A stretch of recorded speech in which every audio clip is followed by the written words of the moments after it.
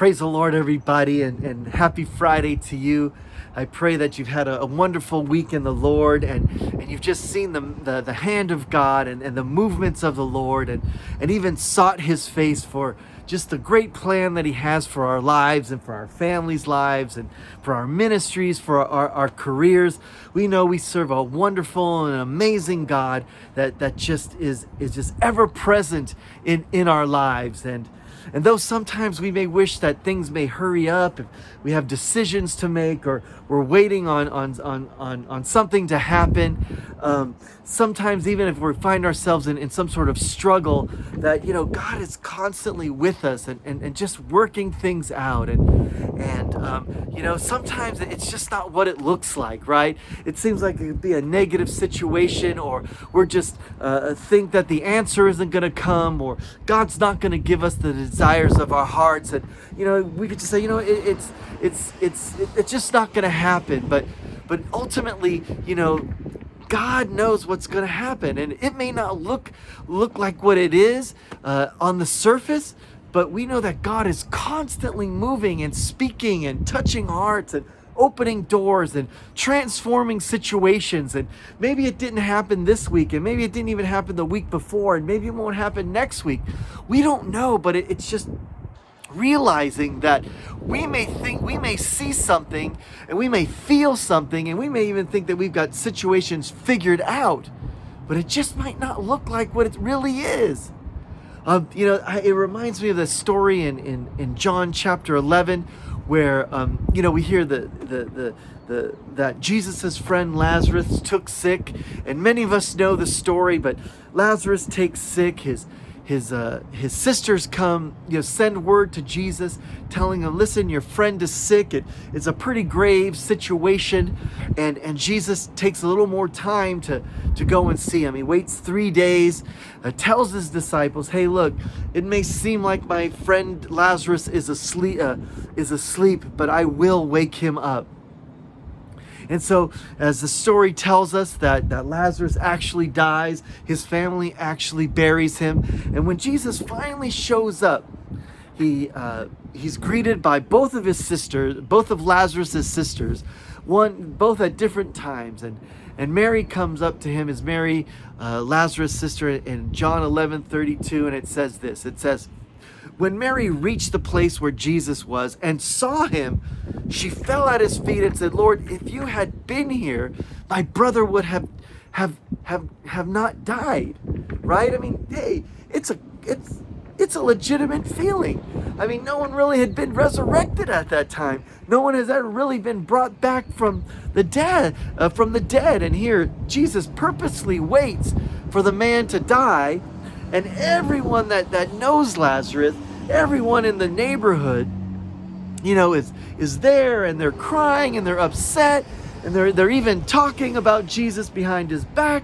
They're saying, man, this guy, opened eyes of the blind, and he healed people, and he did this and he did that, but he couldn't come and heal his own friend, right? They're kind of just talking nonsense, or they're talking from their perspective, because it's not what it looks like.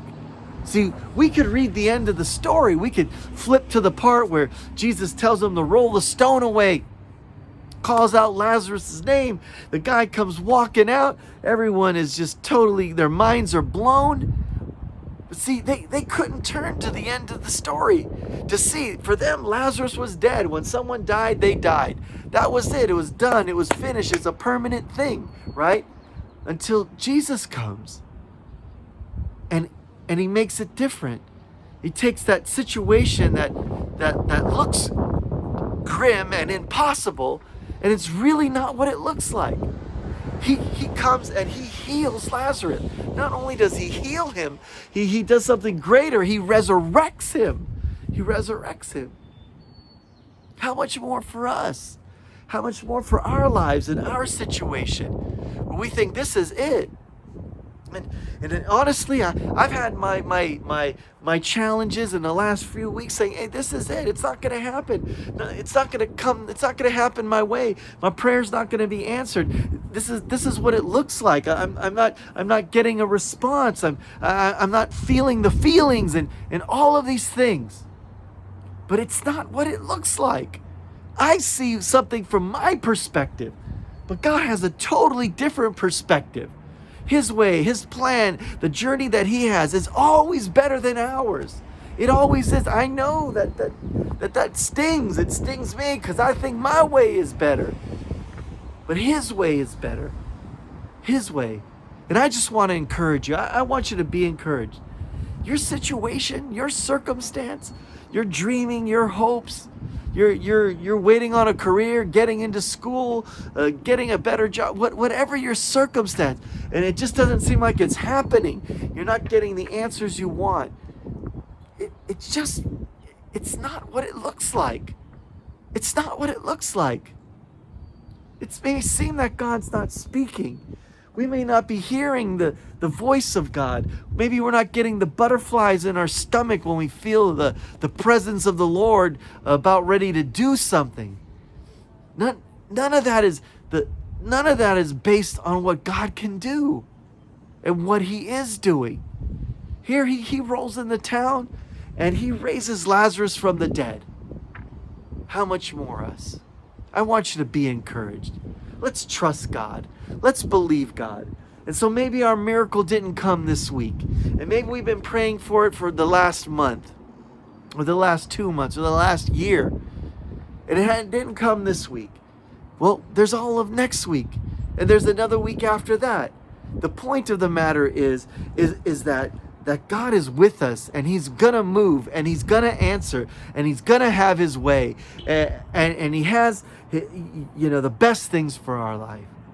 So I just want you to be encouraged. I want you to feel hopeful. I want you to look forward to something. I want you to desire and to anticipate the movement of God.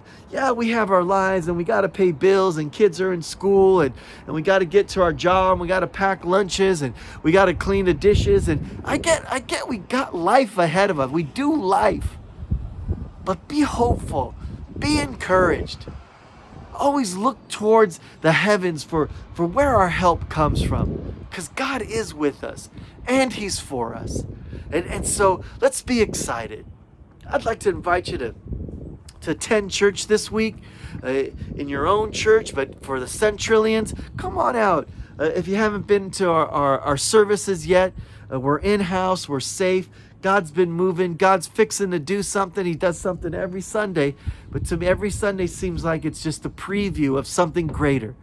But, if you just can't make it out physically, join us on our Facebook page or tune into our YouTube channel where you could be a part of the service live. You could comment. You could